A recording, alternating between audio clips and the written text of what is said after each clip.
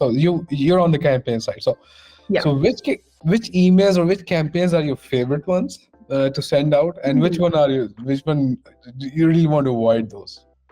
Yeah, so some of my favorite ones that I've had are the ones that I said that it's very clear that the marketers have thought about their audience and are writing to their audience, right? The emails, even though they're generic emails that I'm sending on behalf of them to thousands of people, it feels very personal, right? It feels like they are talking to me specifically.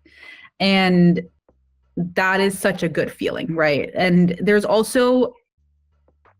a very clear goal, right? It's not just like a random hope they do something kind of email. It's personable. Then they're asking for a very specific thing, or they're sending them to a very specific place, right? The ones that I don't like are just boring, right? Like, they're just boring. If you swapped in any company's name or like any product name, if the email still works, that's probably not a good email, right? And if your email is just, now newsletters are a little bit different, but if you're just like, do this and do that and do this, and please do this other 100 things too, you're not going to get the return on that email, right? People kind of read the top of it. And that first CTA is really great. From there on down, we often see a decline in engagement. So if you're just like dumping a bunch of links in there, super generic, not very interesting,